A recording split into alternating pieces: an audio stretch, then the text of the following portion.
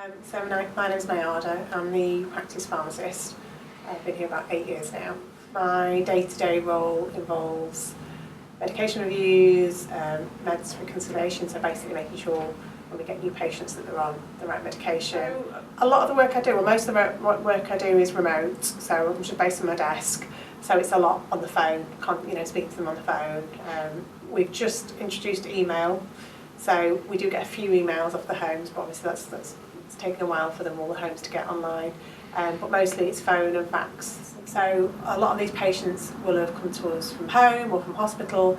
They'll have lots of different sources of information. Sometimes they might just turn up the care home with a bag of meds, and then what happens at the care home will complete a MAR chart, which is just a chart of what medication they're administering. It can be quite dangerous really, because the home are making that decision based on what information they've got in front of them, which might just be a bag of meds or a discharge letter or somebody's handwritten list of meds.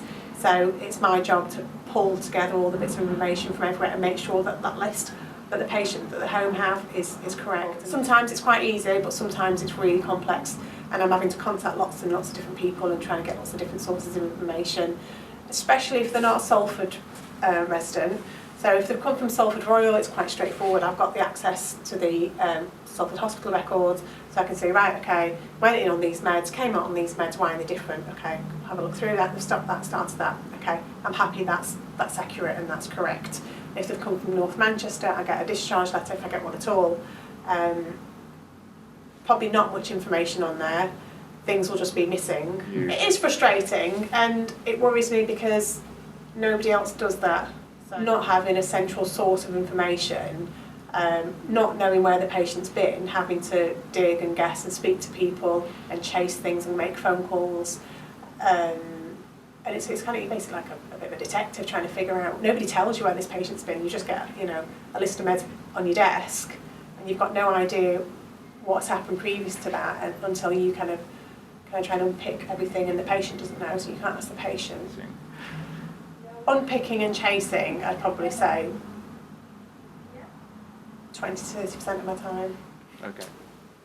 Actually, I'd probably say more than 20% thinking about it now, because again, that'd be amazing. That would just make my life much easier and be much safer for the patients. And the other thing also, apart from meds, is you've got allergies. So every time they move from one care provider to the next, their allergies don't move with them. Obviously, big impact on patient safety in terms of making sure they're on the right medication, making sure that all the allergies are up to date, making sure that any follow-up or any bloods that need doing, somebody knows about them. If nobody actually manually goes and checks through that, that's really easy to miss.